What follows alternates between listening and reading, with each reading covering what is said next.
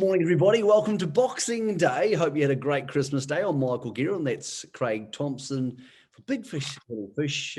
Craigie, it's Westport Cup Day today. It's one of those iconic meetings. We always know it's on Boxing Day.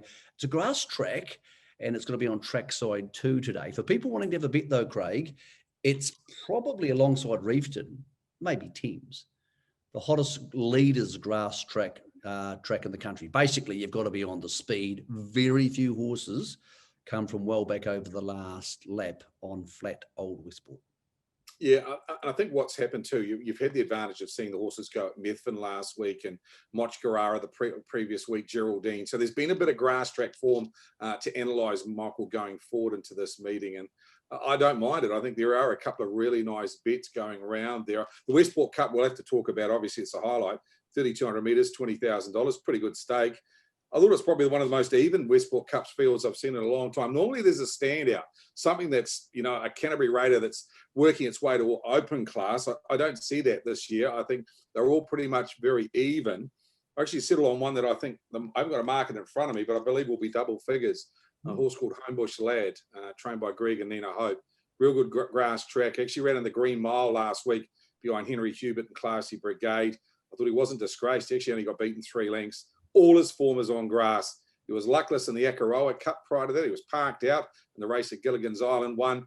I just thought he's an each way bet where there's no standouts. Belmont Major probably the favourite going forward.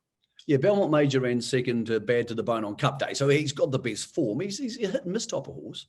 And the only thing that bothers me about him, I think he's probably the horse to beat, is you've got to step and run it at Westport. It's just brutal if you get back in the field. Now, John Dunn's a good enough driver to potentially launch and get him there anyway. But, yeah, I'll be a lot happier off the front. It's only 10 metres he's back, but I'll be a lot happier with him off the front. Great stake. Well done to the people involved in the Westport Trotting Club and those are in Kawateri, because $20,000 is a lot of money to come up with. Thought an interesting one of Craig was the first race in the card. Tasgil Bromac. Formerly was seen in the north. Actually, it's gone down there, trialled really well. Again, second line draw, a lot sexier, drawn handy on the front steps, lead wins, but has some ability. I think it'll win one of the 2 days at Westport.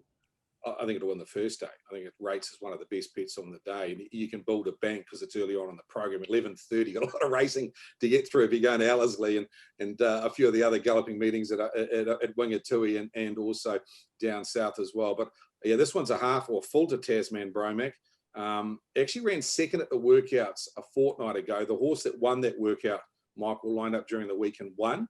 Then it's been back at the workouts this week and was a winner. It has got very good standing start manner, so I'm not worried about the second row draw, and John Dunn takes the drive. To answer your question, kick off with Tasgirl Bromac in race number 1. I spoke to John Dunn during the week about Sunday Sun, and I asked him about Westport, and he said, look, this is one you can tell your readers for the Herald or listeners and viewers for stuff like this. So away from that, what's a couple today for people who want to get involved early? They want to have a little bit, then they might want to go to the gallop somewhere, or they might want to flick between the channels. What should we be getting involved in at Patterson Park in Westport, which is old school, Craig? It's got the rugby ground still inside the racing. That's right.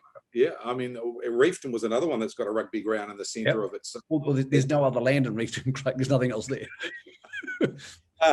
No, it's a track that you go past, you blink and you miss the whole town. But Ultimate Rocker, I quite like it. Lawrence Hanrahan, Ricky May.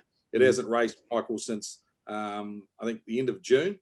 Trialled really nicely at Geraldine. The 2 horses that beat at Geraldine, it ran third of both 5-win horses, and it trialled nicely.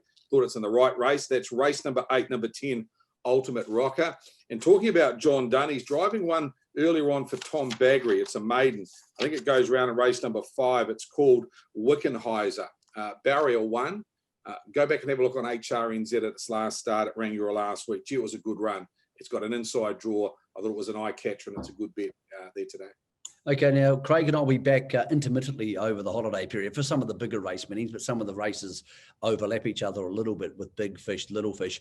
Every day, though, there'll be previews on hrnz.co.nz. There'll be previews, there'll be selections for every meeting. So everything will be covered, and we'll be back for the major ones, including, of course, the ones coming up at Auckland for Auckland Cup time. Craig, enjoy the day on the punt well. Mate, we'll see you very shortly as we get into the busy holiday period.